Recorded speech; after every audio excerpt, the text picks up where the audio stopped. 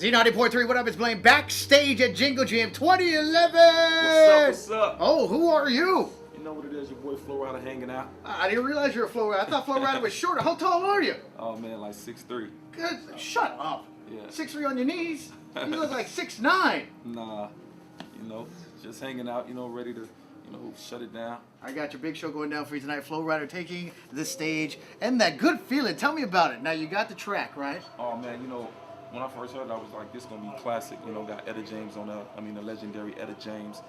Produced by Dr. Lou and co-produced by Avicii. Well, actually, Avicii produced it and Dr. Lou co-produced it. So, just to see the success of it, and it's just a record that gets you up in the morning and just makes you feel good. So, to put out a record like that, I just feel, just good. I got that good feeling right now. Now, Avicii is a house DJ. Yeah. So were you in the club when you heard it? Like, what was that spark of genius that said, hey, this is something I could do? Yeah, man, just being out in the clubs around the world and just, hearing this record, I was just like, man, it'd be great if I, put a touch to it. So, with the combination of both, it's been successful worldwide. Now, let's be honest. Did you download the track so you can go ahead and flow over it? Oh, no. Or did you buy it from iTunes? Be honest. Nah, I was inside the club and I heard it, and then, my A&R actually got it for me. Oh, good stuff. So, hey, I know that's a little hush-hush, but how much does you pay for something like that? Oh, man, that we keep that on the low. Well, let's not talk about that then. Well, let's talk about that $1 million car that you had. Oh, man, I got the Bugatti, thanks to the fans, all the support, man. That's just something, maybe like a year ago, I told myself I was driving by this car lot over and over, and I would see the Bugatti in the window, and I was just like, man, I really want that car. So if you want something, you have to go claim it. So I went and told the guy, I was like, that's mine, I'm coming back for it. And maybe like, in less than a year, I came back and got it. So got my Bugatti now. Did he laugh at you when you said that? He didn't laugh at me, because you never know. Ain't that the truth? Now, you're also getting some money back for it. You're getting free storage because, you tour a lot, right? Actually, that's the guy who I bought it from. And to have a vehicle like that, you want to keep it up. So I just let him, take care of it. I also have like a Ferrari that he take care of too, because sometimes I go out to the track and I race the Ferrari. Nice. How fast did that thing go? Well, I took it to about like over 170. All right, forget about that. Let's talk about that $1.7 million car. You know what? My Camry has 6 cup holders. How many cup holders you got in yours? Man, they actually don't have no cup holders. What? You better return that damn thing. Does it come with at least free oil changes for life? Oh man, they come with paparazzi, to tell you the truth. Hey, what's the rate of finance on that bad boy? Oh man. Hey, just keep that on low. Look at that. Nah, but I actually got a chance to just go ahead and cop my Bugatti. That's something you can't really you can't finance that. Ain't that the truth? You come in with a duffel bag and a boot, or did you write a check? Actually, just get on the phone with my bank, and just handle that. I got you. So let me get this straight. Growing up, you were touring with the 2 Live Crew. True or false? No, growing up, I've been a big fan of 2 Live Crew. I got a chance to go on tour with Fresh Kid Ice and 2 Live Crew. Okay.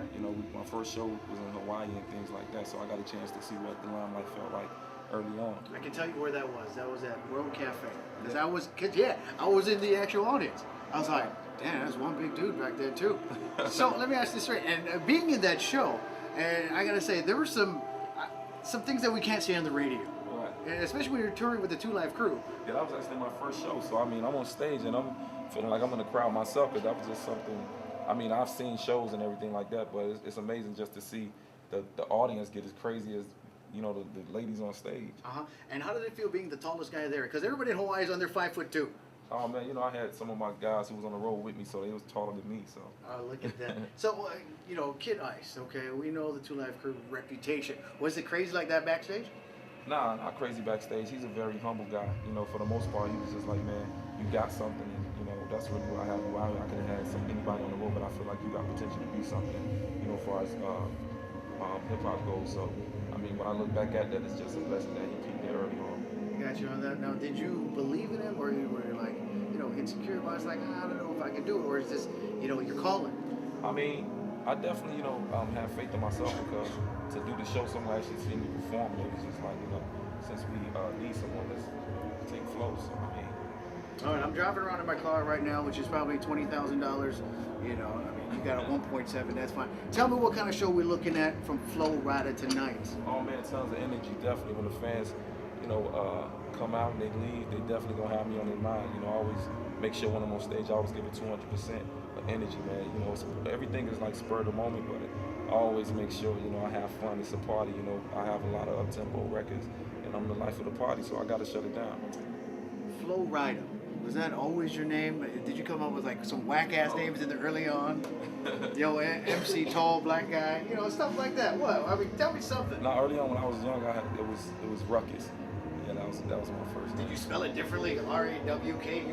Nah. It was just spelled just as simple as it is. How many name changes did you go through? Not really too many because I wasn't really too fun to have any name outside of what, you know, my friends just called me, you know, my birth given name. But, you know, me and my producer at the time, he was just like, man, you need to come up with a hot name. So came up with Flo Rida.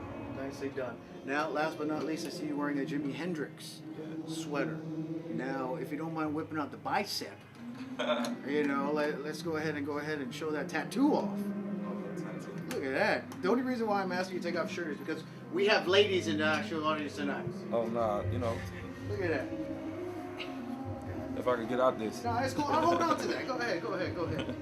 Because we got people listening on the radio. We got people going to be watching this on the web. Look at that. Jimi Hendrix. Come on now. Just see the tattoo. Because I love Is that a straight jacket you got on? It's this couch that's got me sitting so deep. Gotcha, man. Look at that. How's that tattoo? How many tattoos you got, my man? I can't even count. You know, I just got tats on my chest, on my arms, my back. Like one big tattoo. So like, you paid $1.7 million for a tattoo. How much is your most expensive tattoo? Oh, nah, probably the one on my back. How much that cost? We keep that on the low. I don't even remember, but I know it's I think I paid like maybe like $10,000. Oh, that's not too bad. Yeah. Do you find that sad? I mean, I didn't expect to pay that much anyway. I'm kidding. All right, here we go. Last but not least, tonight, Flo Rida. He will be on stage tonight. Jingle Jam, 10 acts long, 10 acts strong. The box office now open. You get your tickets. Now, this is the deal. I am going to make a bet with you. What's up? I either want your shades or your hat. Which one are you going to part with? Oh man, I don't know. Go ahead, think it over right now. What is the significance of November 27th? November 27th? Correct. Ah. You want to give the hat or the shades? I'm gonna give up nothing. You spent $1.7 million on a car. You can give up a hat or the shades. November 27th. What is the significance of that? November 27th? Every day is my birthday, so. Close! Jimi Hendrix's birthday is on November 27th. You got a tattoo and you got a jacket of the man, but you don't know his birthday. His name's Flo Rida. Thank you so much. I appreciate that. All day, man. Much love. Can I get the hat at least? Oh, man. Gotta keep that. All right, Z90.3.